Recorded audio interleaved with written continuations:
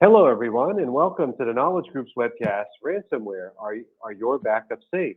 3 steps to safeguard your backups from ransomware. I'm Tom LaPointe. I'll be your moderator for today's event. We'll hand things over to our speakers in a moment. I just want to quickly point out over the next few slides, you'll see information about our participants, their firm, and answers to some of our most frequently asked questions. For those viewing on a PC or a Mac, you'll see the events chat window on the right-hand side of your screen with that information displayed as well. You'll also see the QA tab so that you can submit a question to our question and answer for our question and answer session towards the end of the event. The questions won't appear in the tab, but we'll collect them and address as many as we can at the end of today's webcast. On the screen now, you'll see a link to sign up for our 14-day free trial program. We ask you to give that link a click and check it out for yourself. Should you encounter any technical issues, please refresh the event page. If they continue, there's alternate connection information included in your reminder email that was sent to you earlier today. If you have any other questions, you can always email the team at info@theknowledgegroup.org. I'll give that again, info@theknowledgegroup.org. We also have a live chat service on our website. If you need urgent support, just go right to that chat window and type in your question, and someone is there to assist you. I want to take a moment to thank our sponsor, Continuity. Their information is on the screen now, and I would also like to extend our thanks to today's speakers as well as our attendees for joining us on this live event, or those who will listen to the event on demand later on.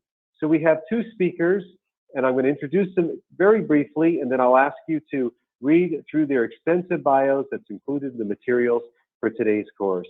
We have John Meakin, who's the former CISO for Standard Chartered and GlaxoSmithKline. John's a specialist in information systems security with 30 years experience. He's on the advisory board at Continuity, and he's a storage and backup cyber. He's on the advisory board at Continuity, a storage and backup cyber resilience provider. We also have on today's panel, Daron Pinhouse. He's the Chief Technology Officer for Continuity. Daron is an avid storage and backup security advocate and one of the 2 authors of the recently published NIST special publication entitled Security Guidelines for Storage Infrastructure. He's got an extensive background, and we've included all that information for you, the attendees, to review in the materials. That's it for the introductions. We're now on slide 8. We're ready to go. So what I'd like to do is turn this class over to the speakers. Speakers, please proceed when you're ready. Thank you very much. So thank you everyone for joining us today. We have prepared an action-packed agenda for you. What we'll try to do today is first talk a little bit about storage and backup security, why it matters, how the threat landscape changes, and how it affects backup and storage security. We'll take some time to review the perspective of CISO, and John will cover that portion. We'll then move to a more brief technical session where we'll try to revisit how attacks are performed, what you should be looking for, what you can learn from the vulnerabilities we'll discuss. And we'll try to tie that into an actionable session where we'll provide you with some insights on how you can build up an effective program to improve the security of your storage and backup. We will keep 2 to 3 minutes to talk about our product's offering. We are a product company, but we won't make it into a product pitch, I promise. And after that, we'll go into a conclusion session where we'll provide you with some links to valuable resources and take time to review your questions and provide answers. If time won't suffice, we'll answer all remaining questions offline. So don't worry if you don't have the opportunity to get an answer online. So I'll start by quoting Gartner, who published an interesting piece just at the end of last year where they discussed trends in storage security. One of the selling points they highlighted was the fact that storage infrastructure is probably one of the most important bits in your IT infrastructure as it comes to readiness, to recover from ransomware attacks. We'll talk about it very shortly. The only means to recover from a successful ransomware attack is through the capabilities of your storage and backup systems. But they've also discovered that there are significant gaps in the market. Although attacks proliferate and they are very successful, organizations' awareness is quite at early stages. And I think John will touch upon that a little more. So when we look at storage security and try to summarize why it matters, it boils down to two main areas. The first is that storage and backup are truly the last line of defense when it comes to ransomware recovery. If your company gets hit and you choose not to pay the ransom, which is a commendable decision, then you have to rely on solid storage and backup infrastructure. Bear in mind that recovery is not often done from tapes or traditional backup as we see it. A typical backup architecture is multi-layered. It comprises storage snapshots, which are the fastest to recover. It comprises of backups that you hold on site, typically on disk, but sometimes on tape, and also off-site or tertiary levels of protection. All of these needs to be hardened. And we'll see some of the scenarios that can lead to weaknesses in that infrastructure. But there is yet another important reason to secure storage and backup, and that's because it can be a treasure trove to hackers. There was an extremely interesting interview that was performed a few months back with a hacker. And he actually told the audience, or the readers as it were, that while progress in backups makes their life more difficult, it's also an opportunity for them.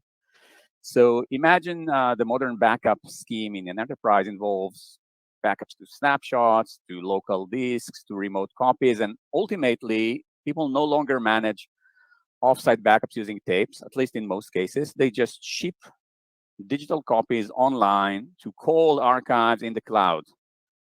So the hacker mentioned that in many cases, they are able to tap into the backup systems, and what they seek first and foremost is access to the cloud tertiary copy for two reasons. One is that it allows them to use the almost infinite bandwidth of the cloud provider to restore terabytes or even petabytes of data really, really quickly.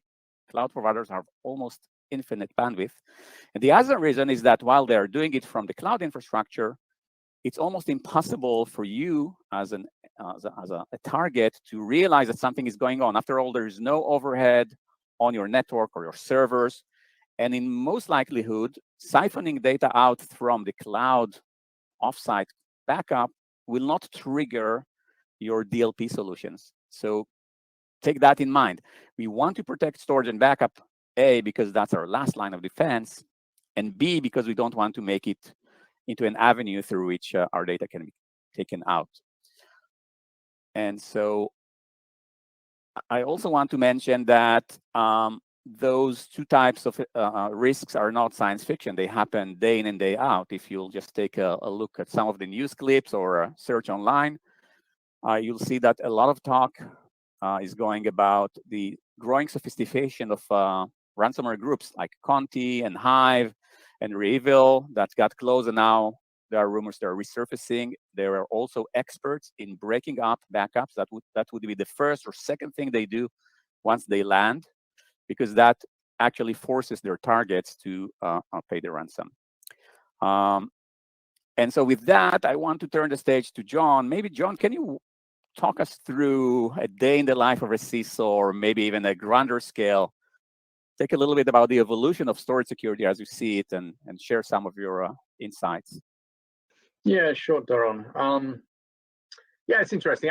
Maybe not a day in a life, but maybe a life in security. I mean, if you look at that Gartner quote, it sort of implies that us guys in security have been sort of very lax.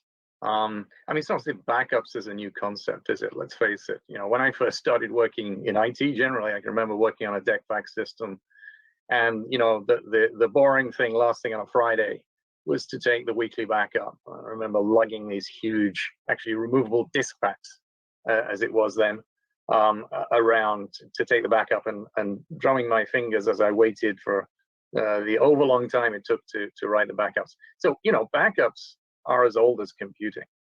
And indeed, if you look at the rules, the laws, the international standards, which we security geeks all aspire to follow, backups have always had a place in those. But look, I would actually agree with what Gartner is saying. And why is that? Well, I'll say actually, once I got into security, I no longer did backups, way back. And backups were this thing that was done by the operations guys or the application support guys, sort of in the background. And yes, I owned this policy which said, hey, we follow the ISO standard, and backups are done by the business.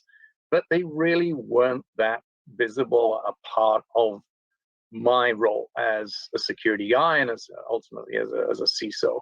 And I think for a long time we have fallen into that rut of allowing backups as a special form of stored data to just fade into the background. And we generally, for many of my past 30 years working in security, protecting data, whether it's backup data or any other data, has been about saying, well, the data is generally stored in either a database or a file construct, and the most important thing is to make sure that we control access to that file. And so we've said, okay, we're dealing with protecting stored data, tick, because we're controlling access. We've got controls over access permissions, we've got control over accounts, and so on. I think the reality is that was probably never good enough, and it certainly isn't good enough today for some of the reasons you're beginning to hint at, Doron. So, I mean, bottom line is backups used to be mainly taken by non-security guys, mainly taken onto removable media, mainly protected principally by being physically separated from the systems, which actually is great. Physical separation is a good security mechanism. However, if you look at the reality today, we don't typically take offline backups. We take online backups, but they're removed to some system that isn't part of the production network. And quite often we're doing this in the cloud. And why are we doing all of that? We're doing that because actually we need to back up much larger volumes of data today than we ever have done, because data rules the business world and the business use of IT. And so really the traditional approach to both taking backups and doing backup security, relying upon physical separation, no longer works. Have we security guys kept up with that? Well, yeah, maybe a little bit, but perhaps not as good as we should do, because actually now when those backups are stored online, whether they're in cloud storage systems or they're in network connected shared storage systems, what actually has happened is you've got an extra layer between the data and the systems and the people accessing it, and that layer needs to be secured as well, and that's the storage platform. And that's perhaps still a blind spot, and that's one of the things Gartner is poking at in that quote. And the other aspect of this, is have backups at the data layer always been the focus of proper and sufficient attention by security guys and by the people who own and run the applications and own the data? And the answer to that is very clearly no. I don't know how many times in my career I've experienced situations where we realize the backups we've blithely taken as a regular backroom task for weeks, for months, for years even, that for a variety of reasons, those backups are no good.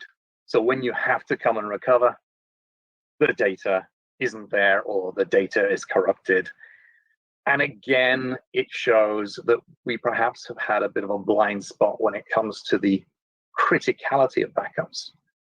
And of course, now we're in a different world of threats with the rise of ransomware, in as much as the importance of being able to recover has been emphasized because we have this systemic threat.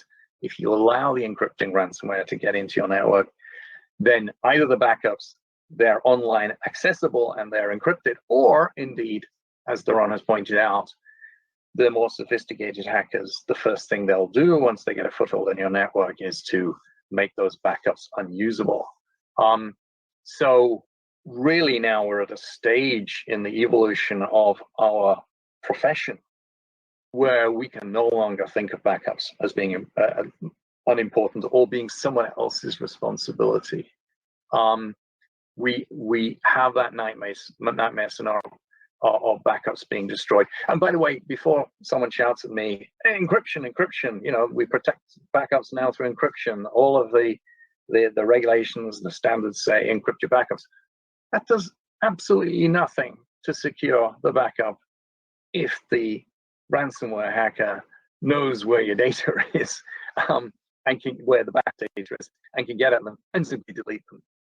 A deleted encrypted file is no better than a deleted unencrypted file. So, we really need to sit up and take notice as a security profession, in my view, and we need to apply ourselves very carefully to a whole series of things, which is what we'll come on to in a moment, a series of actions to really make sure that we're keeping our businesses protected through protecting backups and making sure they're available, but also protecting stored data more generally at every layer in the data stack. So, Doron, tell us about some of the technicalities behind that need to respond and sit up and take notice. Sure. And I think it could be a good idea to start. Just reduce the volume of my mic. Apologies. A good place to start is to try to review how attackers break in first. I think that will arm us with some insight into what steps we should take and how we should break down the problem. So we've compiled a quick list here. It's by no means complete, but there are two main types of techniques that can be used. The first are rather trivial. We listed them under the Hacking 101. And I'm going to take you through some of those. So the first is lack of segregation, of role segregation, whereas attackers go in and attack a vulnerable endpoint, and then they try to laterally move and gain some network level credentials, and ultimately potentially even gain administrative level credentials. By not separating roles, we allow them to do all sorts of manipulations to our backups. I'm going to talk about it on a separate slide. Vulnerable infrastructure can be exploited, and storage and backup devices do have vulnerabilities, just like servers and network devices. And we'll talk a little bit about the reality of managing vulnerabilities on those type of devices. There are some gaps here. Another area which is even quoted in publications, the fact that they utilize insecure session management that can involve anywhere from people work from home today. And if you have administrative session that never expire, and the person leaves their home and their endpoint gets compromised, and they have an active open session on the storage or backup console to your corporates, that can be exploited. Of course, that also involved session protocols and ciphers and a whole bunch of criteria in this regard. We'll talk a little bit about securing the infrastructure itself, because when you get a storage or backup device, there is definitely a room for hardening, closing unnecessary services, and choosing the right options for you. So we'll talk about that a little bit. And the final last two bits that are very often used are the fact that storage and backup devices tend to trust each other almost infinitely. It's quite the mirror image of zero trust. For example, backup systems or storage devices will trust their backup systems to tell them when to take or delete snapshots. So if a hacker compromises the tape backup system, they can also persuade the storage device to delete your snapshots. Virtual infrastructure, in many cases, also have very pervasive privileges, and it can coordinate or even instruct backup systems to do things and delete stale copies. And of course, you want to start separating those roles and separating the trust just to the barest minimum.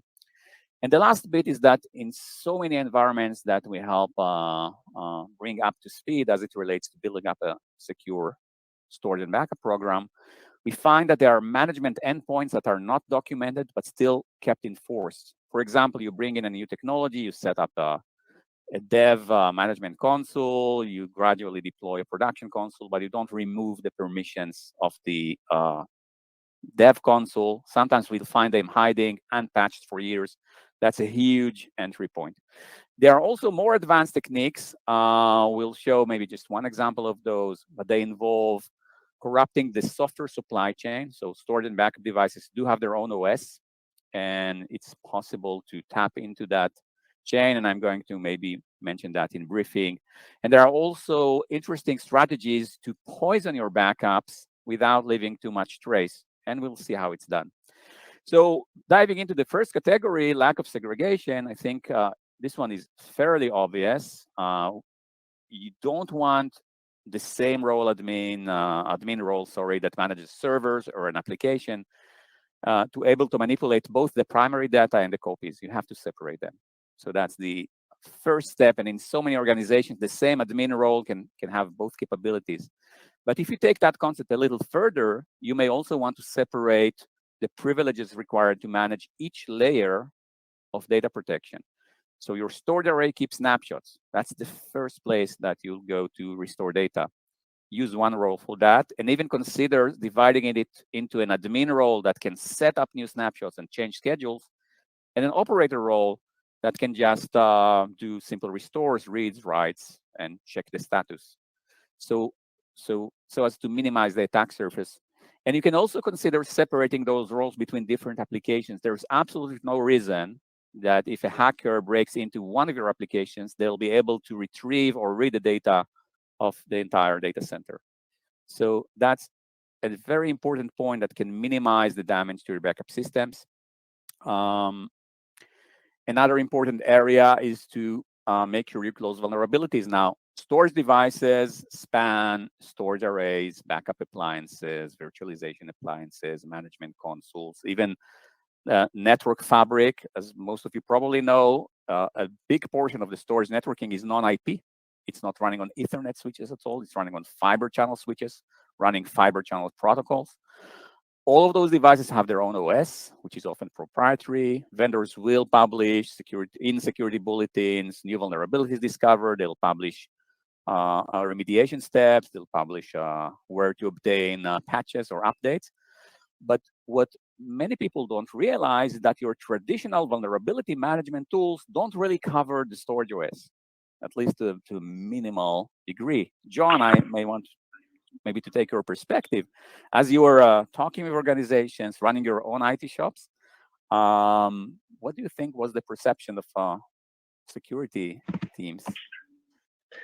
Well, more often than not, there's this big divide between the guys who are running the basic infrastructure and performing most of the backups, and the security guys. And the mindset is the ops guys. They're always too busy. They just need to get the job done. If there's a backup scheduled, a snapshot or whatever, they need to make sure it happens. That's all fine, but they're looking for the most efficient way of doing it. And efficiency quite often is translated to being equal to being fast, being speedy.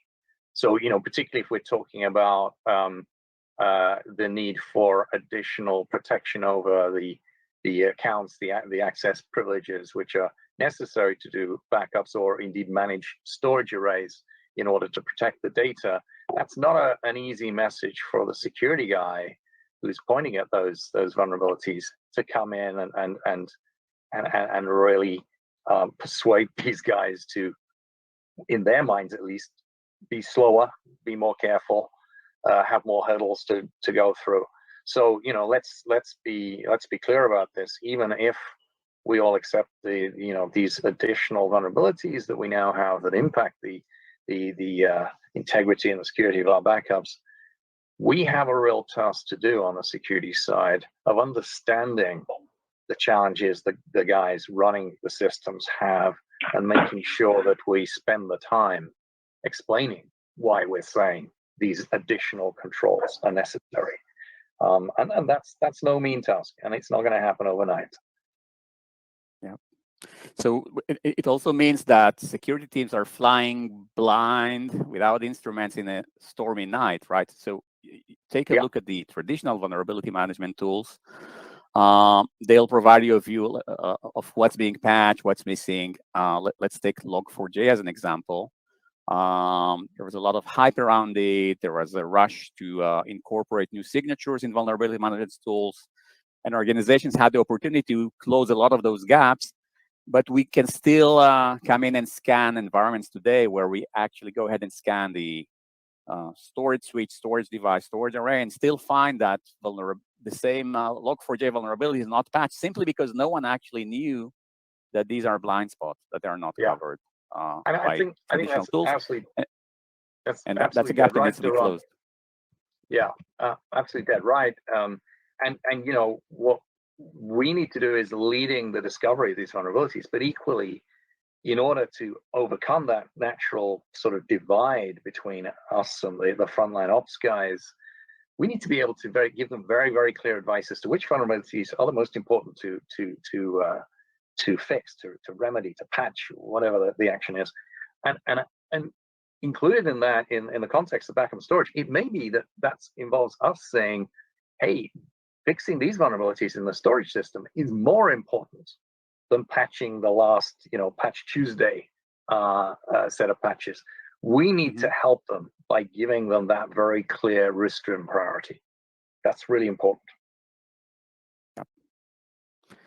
So moving to another category, it is that the security infrastructure itself does not come completely provisioned for security. There are two types as it arrives off the factory.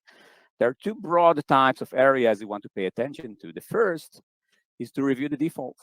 Some of the defaults are very, very unrestrictive. For example, and the other area, just before I dive in, is to review the configurables that you can control and choose what to enable and how to match your requirements. Just let's take example from the first category. A storage device or a storage switch will be shipped out of the factory with default admin passwords that allow anyone to set things up, remove and destroy every copy, enable or disable immutability, stuff like that. It relies on local accounts, which are not centrally managed. It comes with no encryption enabled. You can't leave that at the default values. You have to review them and change them, and you have to remove those initial entry points that are required to just get things started. And yet, we still scan environments and find all of those issues unattended, including the default root password in too many types of devices. The other area is that even if you have purchased a shiny new product with really important features such as immutability, retention locking, MFA delete, all of those features are intended to prevent anyone from actually destroying backup copies. But you have to enable them, and there is a specific set of recommendations each vendor will make on what to make sure you do before they take effect. And again, in many occasions, you might find that they are not enabled properly. So the fact that you've purchased the capability doesn't really necessarily mean it's operational. And of course, there is much more that you need to review and set up. For example, disabling protocols you don't need, disabling community strings for SNMP that can be used to just mine data about environments, and so on and so forth. In too many environments, because there is no clear guidance from the security teams to the IT administrative teams, they don't see it as their problem. It's best effort activity at best, and a lot of holes are left.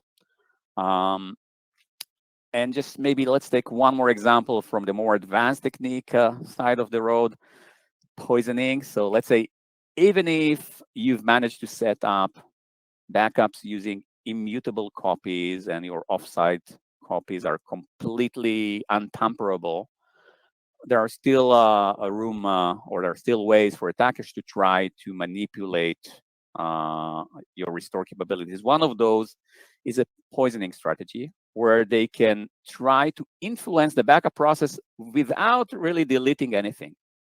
For example, if they get access to a target OS running a critical application, they can utilize the backup agent and feed it with incorrect information, or with a snapshot that's never changing of the current production data that they can create locally. So you start backing up that particular system in day 1 and 2 and 3, and the data looks legit, but nothing is really changing. So after waiting for 90 days, you have backups that are all successful, but are taken only on a point in time that's 90 days old. So now they encrypt everything, and you go back to your backup systems, and you find that the most fresh copy is 90 days old. If you are running a financial services business, that's probably not good enough.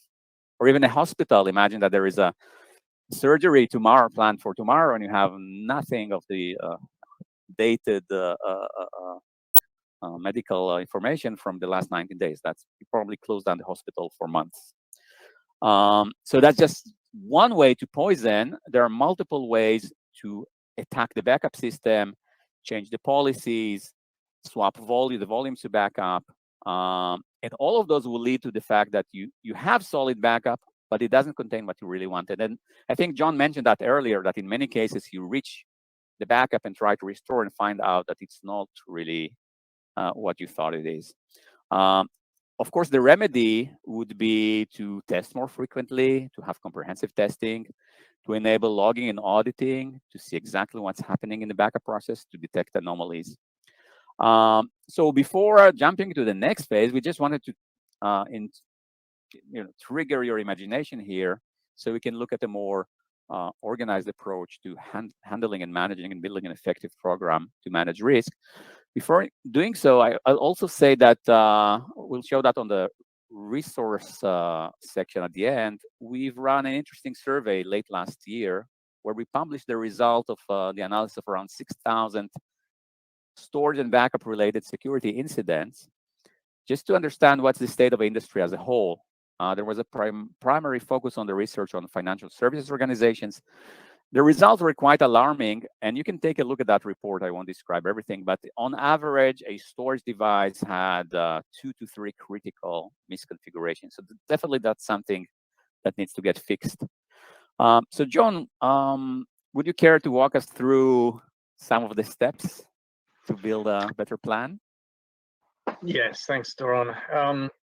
So yeah, what are we going to do about this issue? You know, if you accept my premise at the beginning that we security guys have been a bit lax in the matter of protecting our business through protected backups, then how can we recover the position? Well, yeah, surprise, surprise, it's about people, process, and technology. Those 3 components, which are probably ever present in anything we try to do to make the technology work better for our business. But I think it's important to recognize that actually the people piece of this challenge is really, really important. I think I've already stressed how there has traditionally been a gap between those people who have their hands on the backup in the making of the backups, the operations guys, the application support guys, and the security folks. And we've sort of, in the matter of backups, rather left them alone a little bit too much in the past. Now, you know, therefore, turning up at their door and, you know, thumping it and saying, you know, the security of backups is really, really important, you know, is not something to just dive into without having prepared the story, having prepared the relationships, and having actually reached out and said, look, okay, we finally realized backup security is as much an important part of security as any other, and therefore we in the security team want to co-own the problem with you. We're not here to just heap more responsibility onto you.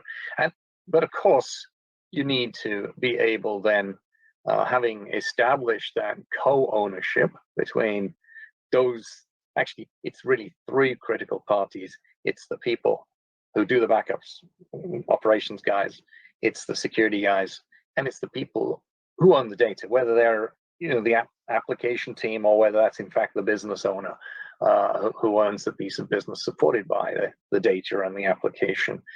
All 3 parties need to be involved in this collaboration. Now, of course, the basis for collaboration needs to be based on a bit of knowledge. And, you know, from the sort of scenarios that Doron has been picking up, again, as I mentioned earlier, we need to go in there and first of all establish that the threat is real by quoting real life examples, and there are plenty of them out there. Actually, when Doron was talking about data poisoning, it made me think about how many times organizations, businesses have in effect poisoned their own backups by changing database schemas without reflecting the necessary changes in the way backups are taken, and ending up with gobbledygook the next time they want to restore the database. So, you know, it's real. It's a real threat, especially when there are people out there, the hackers out there, who are out to do it for malicious reasons. So we need to come in and educate with stories about real things, real problems that can really happen, and then feed that with real insight if we can, if we have the tools, and Jerome will talk more about that later on, the tools to identify actual real vulnerabilities in the backup and data storage environment which our business currently runs today.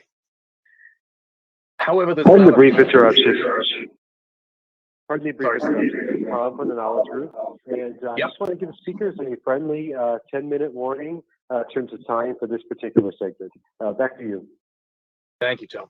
Yeah, so really important aspect of this, of the people side of the solution to this problem is the need for there to be repeatable practice of the basic mechanisms for backup and backup security.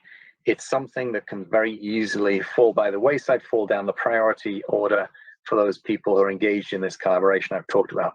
So let's move on to the second stage then, process. It really is about bringing together a number of streams of process if we want to be confident that the backups are both integrity and security protected. One of those that Doron has already mentioned is the ability to have a process to regularly look for vulnerabilities in all of the layers that relate to the data and the data as it is backed up offline. Now, obviously, if you're using cloud backups, that involves a cloud infrastructure layer that has to be analyzed for vulnerabilities. If you're looking at an on-prem storage array, you need to be able to call out on a regular basis, a repeatable basis, what are the vulnerabilities there and what are we going to do about them? And then you need to be able to say that those configuration parameters around the various tools used to do backups are under tight control and are referenced to a baseline on a regular basis, and you need to be able to demonstrate that. So just saying, hey, we configured it well on day one, we removed all default accounts and and so on, is not good enough. You need a process which keeps on revisiting this, because you're not going to know whether you're going to need to use a backup for the next in a month's time, in a year's time, in 10 years time. So you need that process to be robust and continuous. And just to be clear, you may be using encryption as part of your protection over access to the data in the backup, but who is managing the encryption keys? Anyone who's worked in security for some time recognizes the importance of the continuity and integrity of the management process around encryption. It extends to everything you do with the tools that you use for backup and storage. So Doron, back to you for the techie bit again. Right. So obviously, once you've set up, once you've mapped your infrastructure, you've defined the risk profiles for each environment, you've set up the baselines, you need to make sure it's all deployed to harden the storage OS, to harden secure access, to implement and close the mechanisms that you've chosen to disable, setting up the correct level of backup with enough retention, and so on. So that's obvious. One of the things people miss quite often is to audit and log configuration changes in storage and backup, and in particular, the security configuration that can be analyzed against your baselines to make sure that the outcomes of the hardening actually make sense. The next step could be to start monitoring events. In most environments we visit, there is absolutely no monitoring of storage backups, snapshots, who accessed them, who deletes them, who modifies the policy, when were things tested, what were the outputs of a test. All of those mechanisms exist. So it's really, really important to start monitoring, collecting the data. And in some cases, it can be used for automated validation, which is the final step. And so with that, and as our time is running short, I do want to take maybe just a couple of minutes to talk about our offering. We've been building a product over the last 5 to 6 years to address many of those gaps. In a nutshell, what it provides, first of all, is visibility. StorageGuard connects to all of the storage assets, backup sets, media servers, backup software, management console, and provides you with a holistic inventory of your data assets and their copies, and where they're based, and how they're managed, and what are their security profiles. The other element is to thoroughly analyze risks. So some of the examples we provided are, of course, included in a knowledge base that the tool keeps on evolving. And I'm going to show just one more slide, or maybe a couple of slides about that, and show you what you're doing well and what you don't. It also prioritizes those risks and helps you automate the remediation. And when the tool is running for a sufficiently long time, you can start using it as a platform to prove compliance, just to show what's set up and how and for how long, and what gaps you have and how they're treated. So all of these capabilities are important from the very first steps. So if you're wondering what's the maturity level of your organization today, you can do an audit of your environment, regardless of whether it's done with StorageGuard or you hire someone to do it. It's an important first step to quickly get you going, to understand what's working well, what are the gaps. It will help you start focusing on the areas that need the most attention. Once you have, and it will help you actually understand what baselines to set, because you can see what's working well and what has failed. The other area is planning. So again, a tool like StorageGuard can help you pick up the right policies. There is a policy builder inside that will allow you to figure out what are your recommended baselines. And finally, as you start rolling and deploying changes to make your storage network more secured and hardened and airtight, it's an amazing way to find that the hardening outcomes actually been performed, actually been delivered correctly. So just one or two more words about the risk knowledge base. It's continually updated. It contains thousands of automated checks. It maps the requirements for leading standards like NIST and CIS and ISO and PCI into individual checks for your various storage and backup products per vendor. Make sure you understand how you map against those baselines. It incorporates vendor best practices, so you'll know that you're meeting the vendor recommendations for security. It has a very thorough scanning of CVEs. It taps into all the storage backup and storage networking vendor bulletins to retrieve current threat information, and it performs ongoing analysis of CVEs. And it also contains a huge amount of community knowledge. A lot of our customers and partners are avid in bringing to our attention what are their contributions to better storage security. And if these are universal, we'll add them to the knowledge base. Of course, you can add your own internal baselines and have them automatically checked. So there's yet another view of the knowledge base. I won't go over all of that data. I'll just say that a lot of the checks are things that you'll find very, very reasonable and familiar as InfoSec security professionals. We look for authentication and authorization and so on, but some of the areas are pretty unique to storage and backup systems. For example, network protocols, which are unique to storage and backup, are checked. Settings for immutability and air gapping are checked, and some others. And with that, I'd like just to quickly recap. You need to get your teams aligned.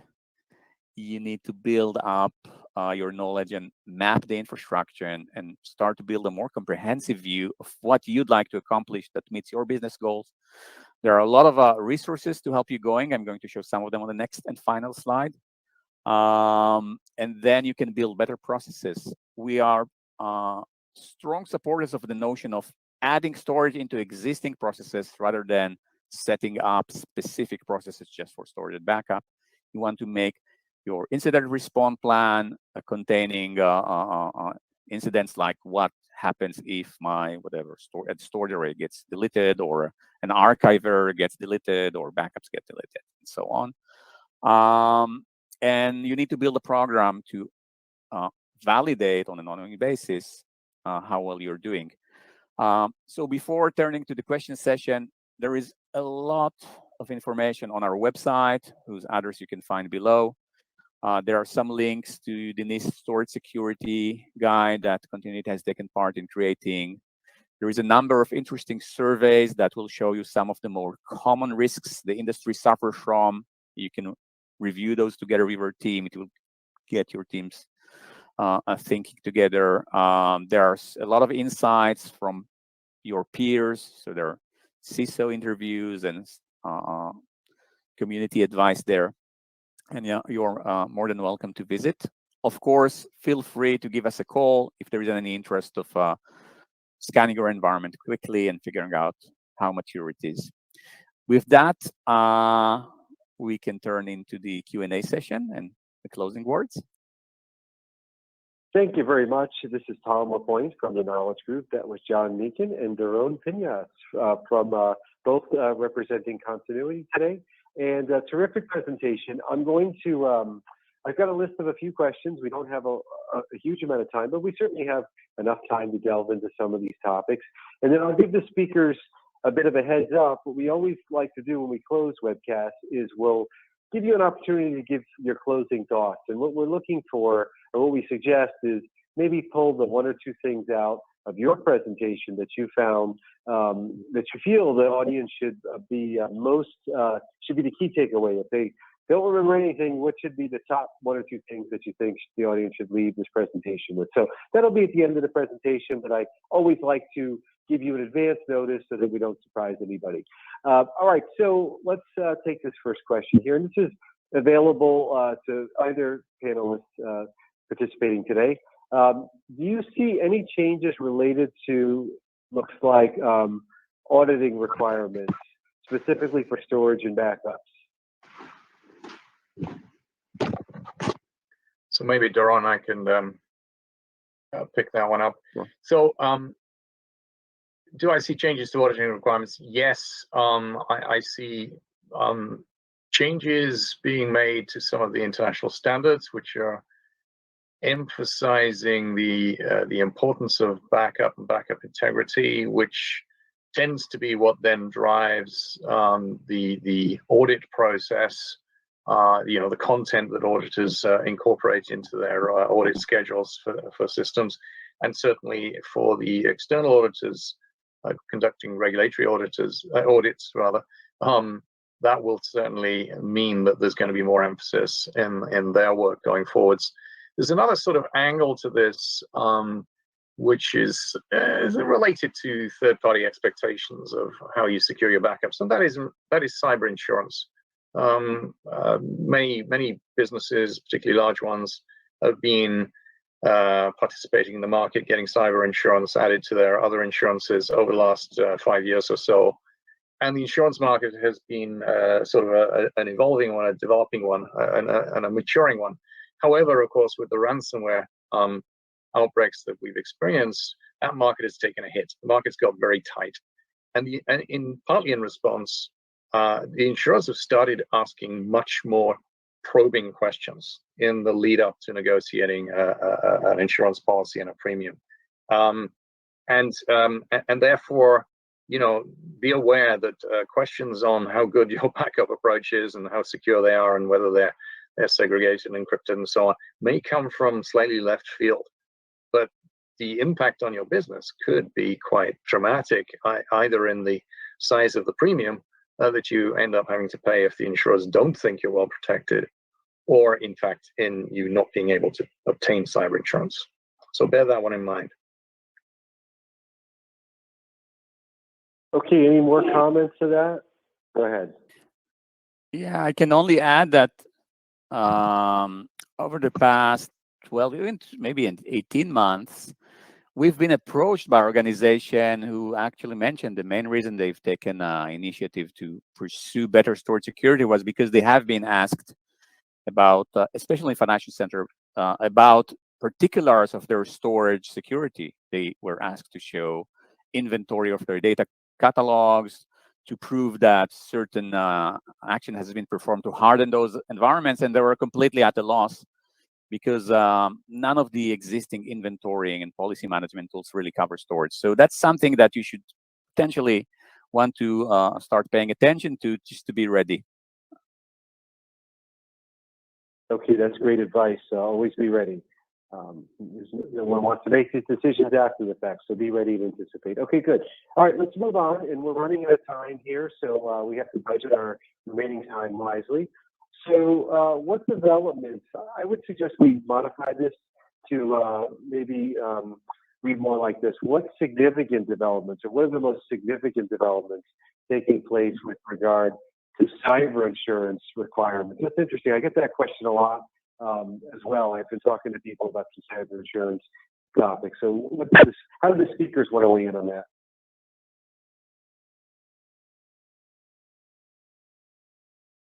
Well, I guess I can sort of link to some of what I answered the previous question with. Yeah, and it gets, when the cyber insurers are sending you these questionnaires when you want to either renew or take out a new cyber insurance policy. I think those of you who've experienced it will agree that not only are the questions getting more specific and detailed on backups, but they have made up their own minds as to what are the critical tools to protect businesses from scenarios like ransomware, and so expect to be, asked questions that relate to all of the approaches that some of which Doron has pointed out that are used by the hackers to compromise both data storage, in production as well as in backup. So, for example, a very, very strong line is being taken, in my experience, in the last year's renewal round by insurers on privileged access management. If you don't have MFA, multi-factor authentication, on all of your privileged access, or alternatively, perhaps removing that privileged access and vaulting it through a privileged access management system, then you will be marked down. You will be marked as a higher risk, and that translates to higher premiums. So it's real money out of the door from your business. Doron, anything to add to that? Yeah, I think I've seen some clauses that refer to being able to prove you've recovered, including in one particular example, we've heard evidence that people are asked to prove that they have tested for recovery from ransomware and that their backup systems were up to date. And of course, it's pretty tough to prove if you don't have the right intel. Okay, actually, great. Go ahead. Sorry, Tom. Just one final thing to add. Don't forget, when we're talking about backups, to recover from a ransomware scenario, you need to have backed up not just the data in your applications, but you need to have backed up the configuration of your systems, like your infrastructure. If you reference back to Maersk's experience during the NotPetya attacks in 2017, and talk to them about what was the most important thing they had to recover. It was the Windows Active Directory configurations. And they were lucky that they found a backup version of that. So, make sure you're thinking deeply about what it takes to recover your IT systems and the rest of your business if ransomware ever happens, and make sure you back that up. Okay, thank you for that. Let's go right on to the next question. Real good question coming up here. So let's say that we bought into this. We really understand the urgency that is needed to think about storage and backup, and we'd like to implement a successful strategy at our company. But how do we get the initiative funded? Does anyone have any advice on that? I have just a quick one, and I suspect John will have a much more deep insight here. But I'd say hire someone or get your own team to do a quick gap analysis. Just seeing the reality can be a cold shower. Just take even some of the examples we've seen on this slide, only the top 5, whatever, role separation, mutability setting, hardening, closing a protocol. Some of the points we brought on this presentation, take 5 to 10 storage devices and see how well you're doing. I would bet that you'll find that there are gaps, and you can easily demonstrate to management that there is no sustainable method for you to verify that you're clear of those gaps. And therefore, you need to invest in building a solid repository, invest in automating checks. invest on practice. So just getting a first scan and doing a first gap analysis is a very important step. Yeah, Doron, I think you're absolutely right. Knowledge of, you know, what vulnerabilities exist in your systems is a very powerful thing. Knowledge is always a powerful thing. But in putting together the story to management, particularly in more senior management, you need to put that knowledge into a context. So, you know, there's no shortage of horror stories out there of bad things happening to other businesses, you know, who haven't got on top of this issue, ransomware and backup security.